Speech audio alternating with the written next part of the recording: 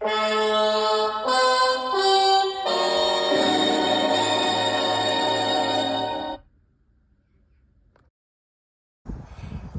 message to Mum. You can talk. I'm talking. And what are you saying about Mum for her 80th birthday?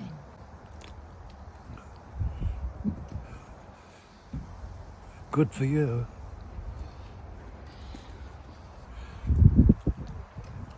She's been a very nice wife. Yes. She's a very good mum. She's a very good person. Jane is wonderful. She's always supported me. Jane is the best wife. Jane is marvellous. Marvellous. What were you just saying to me about your wife? She's the best one I've got. She's the best one you've got. What about the ones you haven't got? Can't talk about them. And what about the daughters? Are they all right? Yes, They're okay. And what about the grandchildren? they're okay. They're okay. Yeah. You said you're jolly lucky because you've got a lovely wife Yes, and lovely children yes, and lovely grandchildren. yes. Yeah. What more does anyone want? Exactly. What more can you want? And what were we just singing? Always look on. The right side Ba-bum. of life. Ba-bum, ba-bum, ba-bum. Happy birthday, Jane. Got nothing else to say. Jane and I met at the end of 1952 when we were just 8. I'd joined Queen's House School, which was marketed as a school for young ladies, but known affectionately to many of us as the Doll's House. Jane joined just a few weeks later, and apparently I was the most approachable looking person when, on her first day, she wanted to know where the toilet was, and thus a friendship was born. Here's our class in our O-level year, equivalent to GCSEs for the youngsters among you. You can see Jane in the front row on the right, and I'm the far left in the middle row. In 1961, we made use of Jane's French family connections to wangle us a summer at a French guide camp in the Alps. We were the only non-French campers, which was very good for our language skills. Here we are, entertaining the entire community with our rendition of the Gay Gordons, complete with sound effects. Jane, I still have our camp notebook with its cover saying, "Pense au chalet, tu souriras." And I do. And I guess you do too. So, fast forward, through the school years and A-levels, our study paths took different directions, though the friendship held. In due course, we were each other's bridesmaids. Here, 1965, when Jane married Julian, and here, 3 years later, when Alan and I married. I'm told Helen owes her existence to her parents' enjoyment of our wedding. She was born exactly 9 months later. Clearly that wedding was a positive experience in so many ways. In 1970, Julian was using the old maids to test the new instant results pregnancy tests, so we had instructions to be guinea pigs. Just one day after my very regular period was overdue, an early morning phone call brought him cycling to work via our Finchley home to collect the urine sample. He knew I was pregnant before we did, but he very honourably let me tell Jane. Our first child was born in 1971, which in turn led to Michelle's conception. Jane was getting broody again. We ended up pregnant at the same time, 1972. We were both unhappy with the idea of spending too much on summer maternity clothes, so we went shopping for a shared wardrobe, which we swapped every week or two, so neither of us got too fed up with the same one or two outfits. We even included one cocktail dress, a definite requirement in those days, which we had to book in advance, so the other wasn't planning to wear it. The years flew by. Our kids' growing up time was punctuated by outings, sometimes a grown-up treat, such as lunch or make-up session, or queuing for standing tickets at Wimbledon. But also, especially in the summer holidays, bundling all 6 kids into the back of one car, there were no seatbelt restrictions then, taking off for the day. Whipsnade was a particular favourite, but there were many others, like this one, though I can't remember exactly where we were going. You might think we'd left school days far behind, but not at all. Here we are, age 37, celebrating our school Doll's House reunion with t-shirts courtesy of Alan. And then again at Mark's bar mitzvah when we were 40, Jane and Marion dressing in school uniform to take a rise out of me for everyone's entertainment. Time passed. Not only we, but also our children left school days behind and ventured further afield. Julian didn't like the idea of long haul, so the year 2000 found Jane joining us to visit daughter Karen, who was living in Japan at the time. One particularly vivid memory is of the 3 of us trying to eat out in Kyoto without Karen's expertise. We chose a restaurant from the interesting pictures displayed outside, like most Japanese restaurants. We went in and sat down. We were plied with free noshi salads and bits, which we tucked into while we were choosing our food. And only then we discovered that we were in a katsu restaurant which serves almost entirely pork dishes. We then had to extricate ourselves, feeling extremely embarrassed, as there was absolutely nothing we could order. In 2006, Jane joined us on our trip to Tanzania to visit Ian and Katie. We managed a few safari days, and we were even lucky enough to witness a kill. Among other highlights of that trip were an evening stargazing on a specially constructed seat, and also spending time at a villa in Zanzibar with a special visit to a spice farm. Over the years, we've also enjoyed some foursomes closer to home, notably to Madeira and to Istanbul, as well as sharing many family celebrations on both sides. We've shared good times and sad times through more than 70 years, and proved the point, to my satisfaction anyway, that one of the most prized things on this earth is a special friend. Happy birthday, Jane, and thank you for everything. Hello, my wonderful friend. Firstly, congratulations on joining a very exclusive 80s club. Now, you know me probably too well, so it won't come as a surprise to you that I'm not going to say what a wonderful person you are, how generous, thoughtful, kind, clever, because everybody knows that already and I don't need to repeat what other people have said. What I want to do is to remind you of all the fun we've had together over the last 70 years. At school, you tended to be the serious one, but it didn't take us long to knock that out of you. So, from the picnics we've had in the garden, the blackberry walks in the woods with the children, to the wonderful foursome weekends we've had, Chris and Julie and you and me, in England, and all our trips to America, to France, to Italy. I remember those lovely times we've had together, Dubrovnik, I should add, and many more that I haven't mentioned.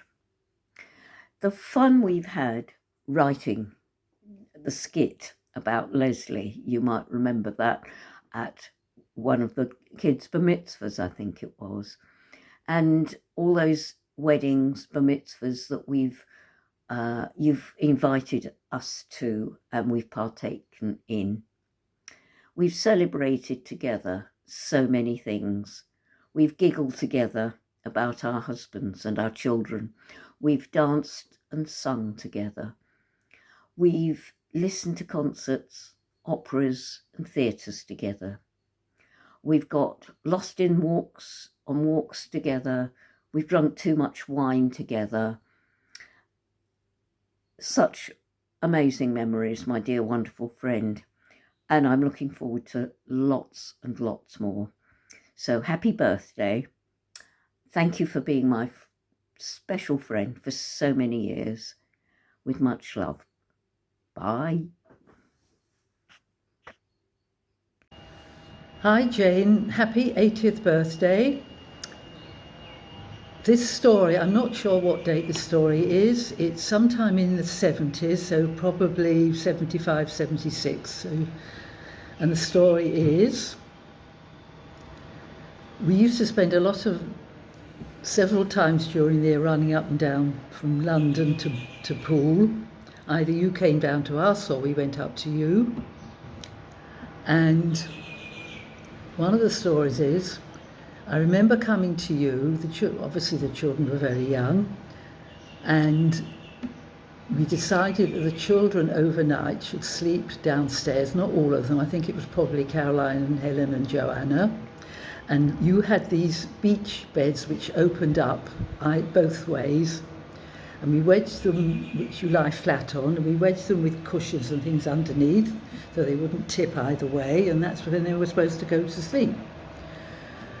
So we all went to bed upstairs, probably with Michelle and Andrew. And the next morning,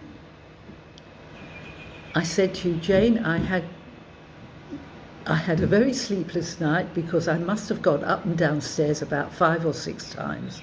Why had I done? Why?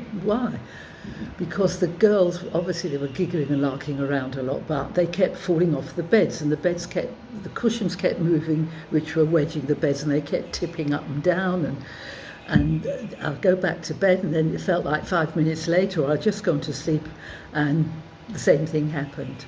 So Jane said to me, that's the most weird thing. Well, you said to me, Jane, that's very weird, because I went up and downstairs about 5 or 6 times because the girls kept falling off the bed, or the beds kept tipping up and down, and we realised that we'd obviously went missing each other, so you were going up and down, and in between times I was going up and down. Anyway, it was just one of the things that has happened to us over the years. We spent lots of happy years, especially in the summer holidays. You would come down, and swap children, or I would come up to London and swap children, so that it was mainly Joanna would have time in London, and your 2 older girls would have time by the sea. And at the end of the summer, the August bank holiday, you all came down, including Julian, and we really had a lovely weekend, and we always went for a lovely walk on bank holiday Monday. So I hope you have a lovely day, and I hope we get to see each other soon. Bye. Hi Jane. First of all, happy birthday, happy 80th. You know what they say, it's you're actually 50, but with 30 years experience. So this is my first story, and it goes back to 1978. There was a little boy, little Andrew, who had come up to London from Bournemouth to stay with you, and this was the first time that I had actually not slept or slept away from home without mum and dad. And I remember I was sleeping in Michelle's room. You moved Michelle to Helen's room, I think, and I slept in Michelle's room. And I woke up, I'd gone to sleep in the evening, and I woke up and I started crying because I felt lonely, and I didn't realise where I was, and I missed mum and dad, and I was really, really sad and crying. And you came and comforted me, and you helped me go back to sleep. So that's one of my first memories of you, 6-year-old Andrew, but I still remember it. So my story is from the late 70s. Don't remember exactly which year, could be a few years, just before we made Aliyah to Israel. And every summer the Langers used to come down and visit us in Bournemouth, the late summer. And we used to go on long walks in the New Forest or somewhere nice. And we used to have competitions of who could suck on a hard-boiled sweet the longest. So we used to give out the old sweets to everybody. And then we used to have a competition to see who would suck on this hard-boiled sweet the longest without biting it or swallowing it or spitting it out. And of course, most of the time, Jane was the one who used to win this competition, because us as kids either couldn't take it any longer, either used to eat it or used to spit it out or used to swallow it or something like that. So I remember very clearly that Jane was always the one that used to manage to always have it in her mouth, and she used to have her tongue come out and say, "Yes, I was the winner because I still got the sweet in my mouth." I don't remember what sweet it was, but I have that very vivid memory of her and the sweet. Hello, Jane. I'm delighted to be able to participate in this celebration of your special birthday. Excuse me for reading this, but I don't want to leave anything out. This is an occasion that gives your family and friends the opportunity to say how much you are loved, but also how much you are respected by those who have had the opportunity to work alongside you within the osteopathic profession. And I count myself as one of those. We first met when we were both co-opted onto the council of the College of Osteopaths back in the autumn of 1988. I had just graduated that July. You had graduated some years earlier. You had been a student in the early days when the college, under the guidance of Hugh Helen Harris, was establishing itself as an option for those unable to take on a full-time course. That first meeting, we both sat there, not quite sure what we had let ourselves in for, green at the gills and willing to help. During our initial presence at the meetings, we didn't say much. We were given tasks, contributed to the ideas of others, and gradually became more involved in the business at hand. I found my feet, Jane, and you found yours, but for you, so much more lay ahead. As time went by, your initial shyness and hesitation lifted, and it was obvious to all why your integrity, clarity, skill at getting things done and making the right decisions eventually projected you to the position of President of the College of Osteopaths. As such, you gained the respect and trust from everyone, on the council, the faculty, and from the students. And it was a privilege for me to assist, and also to be on site and observe how you steered the ship, understood personalities, and handled situations as they arose. Not only did we remain afloat when times were challenging, we flourished under your guidance. I remember well the Saturday evening meetings at designated hotels in central London, sometimes missing out on special occasions, notably a box at Wembley for Nelson Mandela's 70th birthday concert. I had a friend who organised the events, but I'm sure there were numerous occasions when you found yourself in a similar position. The show had to go on, a different kind of show, and the college came first. There was no shortage of contention, from outside and from within the college. And while dealing with in-house issues, you forged a really good relationship with other schools and colleges, notably the BSO, not an easy task at the time, and also with the John Wernham School and their affiliated school in Belgium. Negotiations led to their graduates being accepted onto our register, and I can recall our visit to Belgium when you were the guest of honour at one of their graduation events. I had great admiration for John Wernham and his passion for keeping classical osteopathy alive, and it was that collaboration in particular that touched my osteopathic soul. John Wernham gave a brilliant lecture at one of our AGMs. That said, we put on some good ones, great venues and speakers. Lolly recalls speaking about her work with active birth, excellent graduation ceremonies, and the opportunity to socialise with all concerned. All this while looking out for your family, helping Julian with his business, and running a busy practice did not impede the time and the energy you put into the college and its place within the profession. So, Jane, a big personal thank you from me for your kindness towards me and your awareness of the space I needed at the time to develop my practice and find my way in the profession, and also for awarding me my fellowship of the college. Thank you on behalf of the many students over the years, faculty members, council members and the profession as a whole for your immeasurable contribution to osteopathy. You are the osteopathic elder of an osteopathic family. Your father, if I remember, was an osteopath. He would have been proud of you. Caroline, Paul, now batting for the profession in other ways. And I hear that your nephew has taken up the healing hands. So I would like to wish you and your family good health over the coming years and success in whatever capacity you may continue to represent the profession. I'm sure you are having a wonderful time right now. Stories, recollections, and the well-deserved celebration of you. Congratulations, Jane, and love from Lolly and I. Hello, Jane, my dear friend.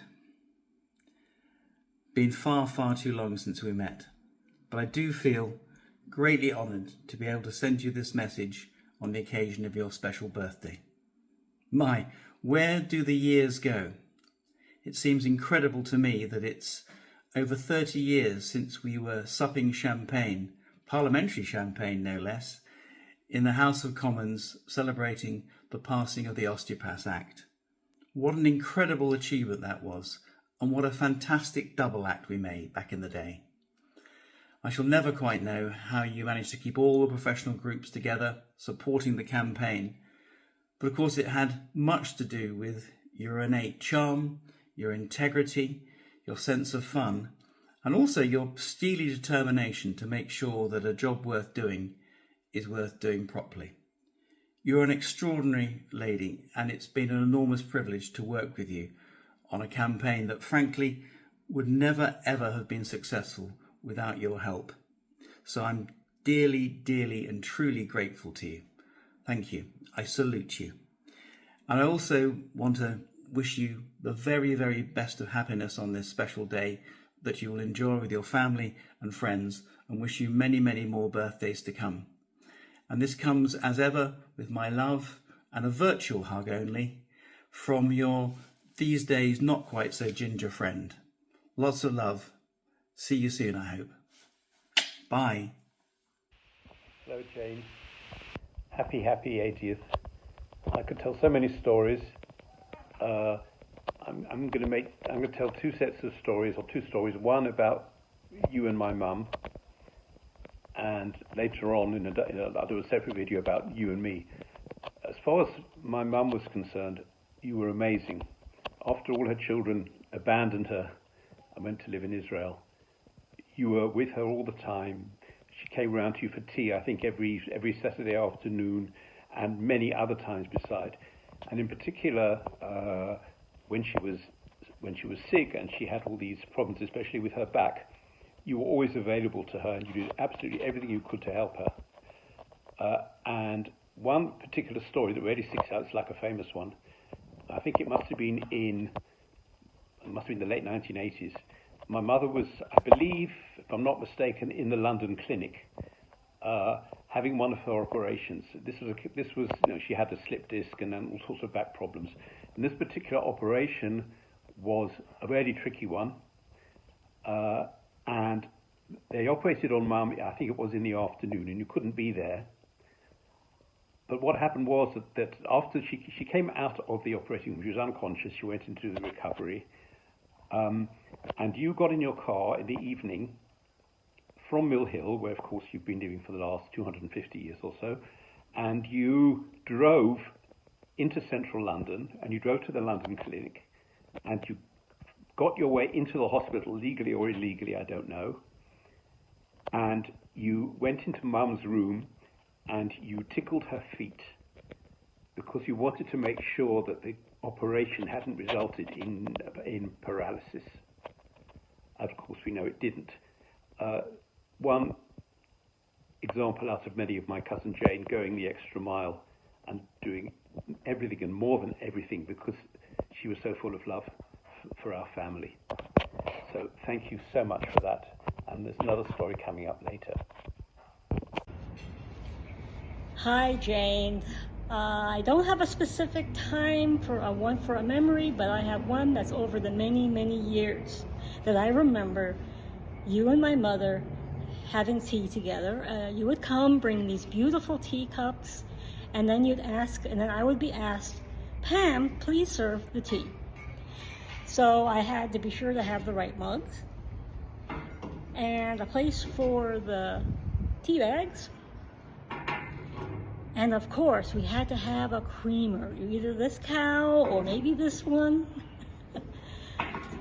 But God forbid, by the authority of Grandma Rose, that you ever would think to put a milk carton on the table. It had to be in a creamer because it's just not done otherwise.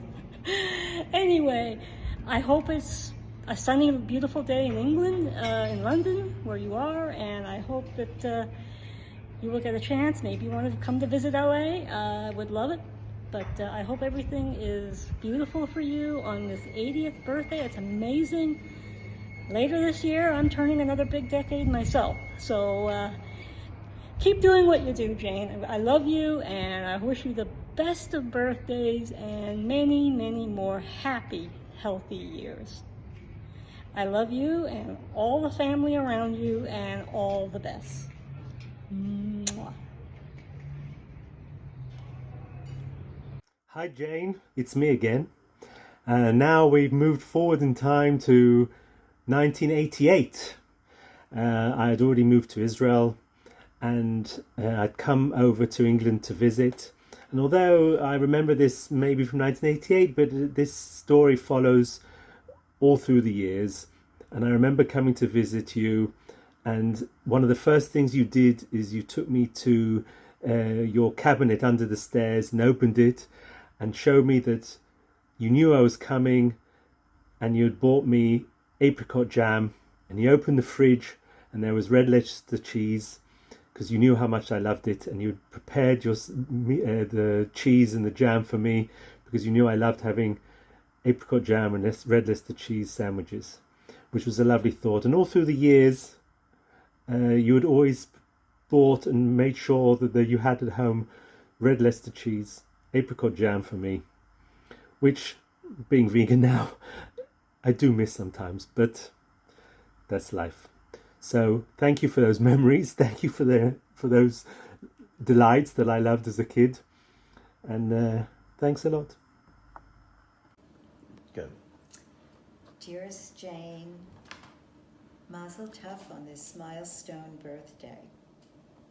What I have to say isn't exactly a story, but it's sharing a sense of you that was been born from various vignettes I've heard or experiences that I've had with you. First of all, I want to say is that you make everyone feel so loved. Even your emails and your WhatsApps, they always start with darling or dear darling, and it always feels like a wraparound hug. The other thing I want to say is that people have this sense that you can always count on Jane. One of the first things that comes to mind is how you were with my mother-in-law. You would take her to every doctor appointment, be there when she wakes up from an operation, have a place to go to for tea every week or more than once a week.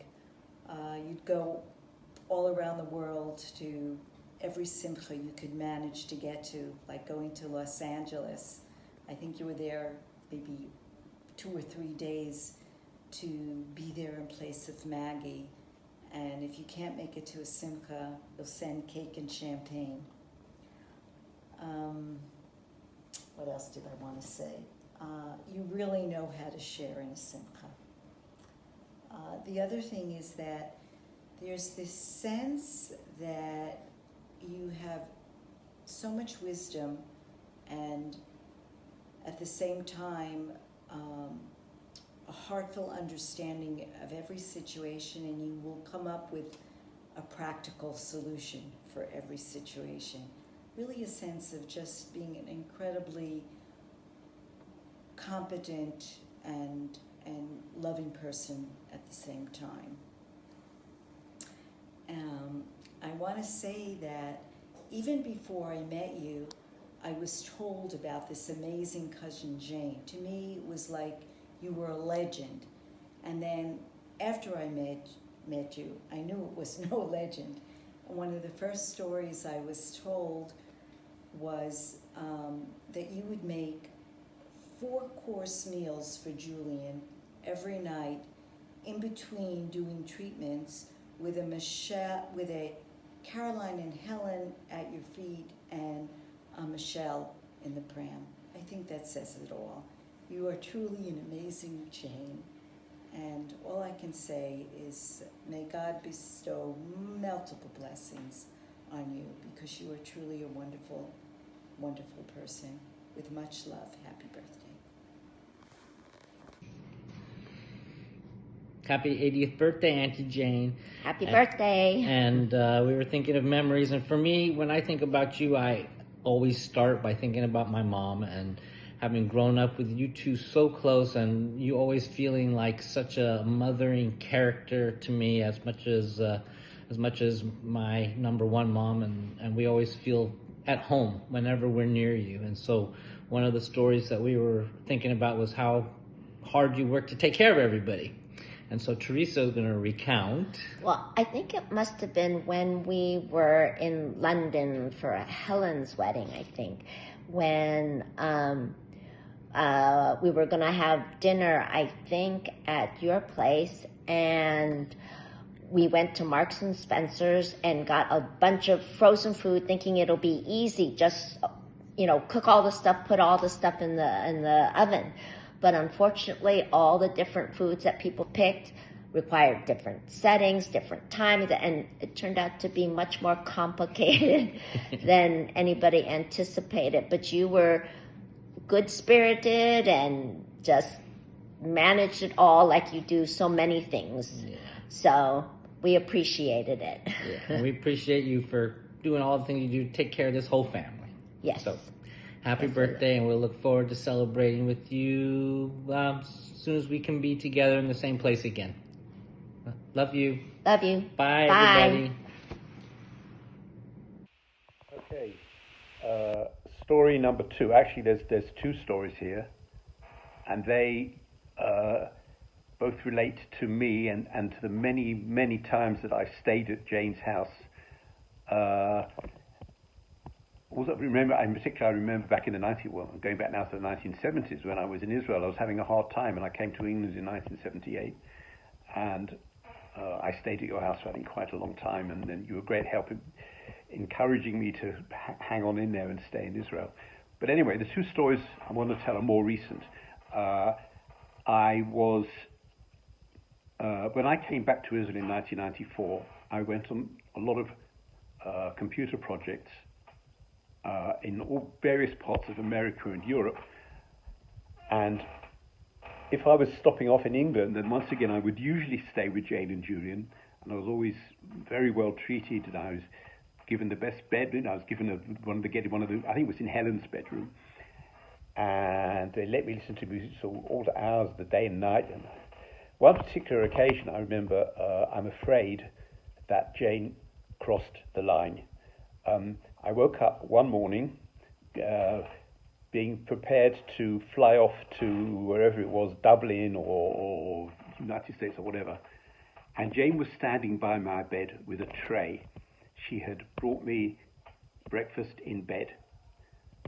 So I'm afraid I had to tell her off and say, Jane, you are the most amazingly hospitable person, but this is too much. This is unacceptable. And I'm proud to report that she never tried to give me breakfast in bed again. The other story dates to something like 2010, I think. And that was at that time I was working on a project in Dublin. And as so often, I flew into London and spent a day or 2 with Jane and Julian. And I had to get up very early in the morning, like 3 o'clock in the morning or something. So I would get up very early in the morning, take my hand luggage or whatever, and I had got a taxi to the station. So at 5 o'clock or 6 o'clock in the morning, I'm at Mill Hill Station, And I suddenly realised, I patted my pockets, and I suddenly realised I couldn't find my English passport. And I needed it because Dublin was, well, you know, foreign country. So I needed my English passport, and in any case, I didn't want to lose it. So I was in great panic. So I phoned Jane, and I said, apologised for waking up at 5 in the morning or something, and said, Jane, I wonder whether maybe I left my passport in my bedroom. Could you please check? So she went and she checked, and she couldn't find it. Now, so far, that's nothing special. What's especially Janey about this story is this. In the end, I got on the train without my passport, and I think I reckoned I couldn't use my other passport, my Israeli passport, so I somehow managed to get to Ireland. In the meantime, at 6 o'clock in the morning, Jane got into her car, and she drove to Mill Hill Station, and she walked up and down the platform to see if maybe I'd left my passport on the platform. I think only Jane would do a thing like that. As it happened, she didn't find it. Someone else found it and left it with the lost and found. But in any event, another typical Jane story, and I could go on and on. Jane, have a fantastic, fantastic 80th birthday. We all love you very much. You deserve it. God bless. Jane, happy birthday! So my story starts in September 2019, where it was my bar mitzvah and Jane came to Israel. So I decided to make her origami flowers as a gift for thanking for her to coming to Israel. And last year, my mother and I were in a trip to London. It was my first time in London, and then I met Jane, and she told me that she still have her origami flowers that I made her. So I decided to make her something new. I made with Dylan and Sadie like a firework from origami, and I gave it to her, and she was very happy. Milá Jane, dověděla jsem se od Kájíčka, že budeš mít 80. narozeniny, a tak jsem tedy řekla, že ti musím trošku popřát, i když mezi náma je velká vzdálenost. A tak ti přeju všecko nejkrásnější na světě, všecko, co můžeš mít, aby si se těšila ze svých vnoučátek líbezných. Česky jsem je viděla, moc se mi líbily, já to víš, to mládí miluju, a hlavně si s manželem, aby to bylo v pořádku, aby aspoň ještě jste si spolu nějaké chvíle užili. Vzpomínám na tebe, se viděli, měla jsem z tebe radost, jsi milá, jsi asi hodná, to je na tobě vidět. No a nevím, co všechno bych ti mohla psát, aby se ti splnily všechny pěkné sny. Takže se s tebou ještě jednou moc loučím, všechny členy rodiny pozdravuju a snad se někdy zase ještě uvidíme. Tak pa.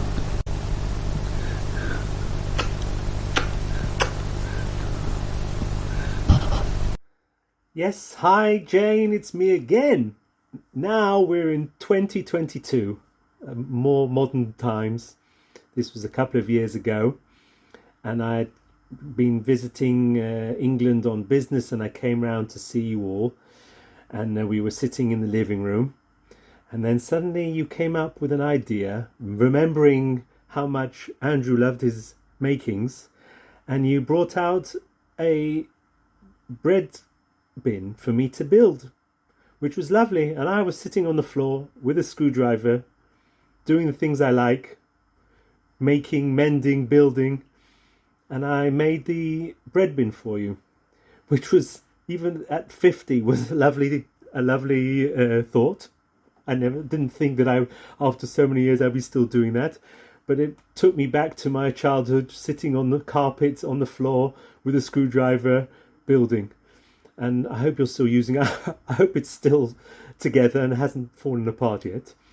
But yes, so another good memory, and I hope you have the rest of your birthday will be as fantastic as I'm sure it is.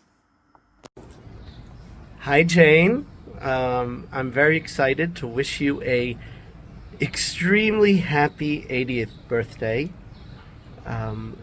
You know, we grew up, even at a very young age, hearing all the stories about cousin Jane and how you used to take care of our Boba, and of course, or as you call her, Auntie Sally. We know that Auntie Sally was not the easiest of people to please or to deal with, and it took someone with, extreme energy and love and ability to to deal with her and take care of her the way you did, and we have endless appreciation for that and how good you've been to her and our family and my dad and my mom. But on a personal note, going to the next generation, through the years of me growing up, you have really been present in every main event in our family. I remember you all the way back to my brother's bar mitzvah, coming and sunbathing in our tiny little, porch in Kfar Saba, and of course, all the weddings, and especially my wedding with Gal. I can't express in words how meaningful it was to have you there on the dance floor, and with bringing, your entire family was there pretty much, and having that family from England at the wedding. I can't express in words how meaningful it was for us to have you all there, and it, even with a long distance between the families in kilometers, it's always felt that you are all extremely close to us, and we have this great relationship, and we feel like one big family. And I think a lot of that has to do with the values that you have brought yourself, but also, given to your children. And I am grateful for the relationship that I have developed with our English family. And you're absolutely amazing. And I can't believe it's your 80th birthday, because your energy and everything that you do is done like a young adult. I sometimes feel a lot older. And when I see the things that you're doing and the way you've traveled and over the years and the places that you have, Julie, and have gone, it gives me a lot of optimism that hopefully I can live a similar lifestyle. Keep living up life. Keep being full of love. We love you and wishing you, the best of birthdays. You absolutely deserve it. And Gal, of course, sends her regards as well. And hopefully we'll see you soon with many more happy events and reasons to celebrate. Bye. Hi, Jane. For your 80th birthday, I couldn't help but think about all the other contributions that other people have made in quick little stories of memories. And so I have a couple memories from just this past year, when you and Helen came to David Lieber and Megan Lawyer's wedding in Grand Rapids, Michigan, and how Michelle and I and Helen and you all were just having a great conversation up in a hotel room in Grand Rapids. And I was just thinking, how cool is that? My Auntie Jane and Helen came all the way from England for this wedding. And of course, I was remembering when Jane, you, and Helen came to my wedding, and Michelle's and my wedding, about 26 years ago. And so just fond memories of that, and just the strength of family bonding and coming together. Another memory from that very same trip was me trying to insist upon taking you and Helen to the airport, and you and Helen, or more you, were insisting, no, it'd be too much trouble. The luggage won't fit in the car. This won't work.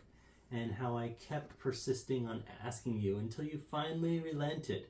And I just remember thinking, yes, finally, a victory. I could do something for Jane, because I of course thought of all the things that you've done for many members of our family over the years. And the third little thing that I wanted to share is there's a picture that I did not find for this video. I apologize, but there's a picture of you and my mother, Madeline, from probably the late 70s, if I had to guess, because I have the picture in my head, of you and Madeline sitting by the pool in your bathing suits, and you're just looking at each other and smiling. And, you know, it was so happy, it made me so happy to see how happy my mom was in that picture. And that was a reflection of you. But what also made me very happy was the smile on your face and how you just loved being there with Madeline, and how that made me very happy as well. And that's the face that I think of when I think of Auntie Jane, is that very picture. And that makes me happy, and I hope all these memories make you happy. Happy 80th birthday, Auntie Jane. Happy birthday, Jane. Happy birthday, Auntie Jane. We had such a lovely time with you and Helen when we were in Michigan for Megan and David's wedding. We got to, we kind of got a little spontaneous sightseeing trip in. This is a favorite memory, a new memory, but it's a favorite now. And we were walking on, I don't remember what of the lakes it was, but it was so windy and cold. And I spotted a lighthouse, which later I was like, why is there a lighthouse on a lake? Anyway, and it was so cold, but we thought, well, they're from England, they're fine, and it was blistery, and we were all being very polite. Until you said, can we go back to the car now? We were like, yes. Yes, and then we had this spontaneous trip to this weird little thrift store that we went to that was an old railroad house, and Helen found a tiara. And what really struck me was that even though there's, you know, an ocean between us and we don't see each other that often, that there's just this ease and this familial, you know, some shared history that was just so lovely to have that time with you. Anyway, love you, all the best. Hope to see you again soon. Happy birthday.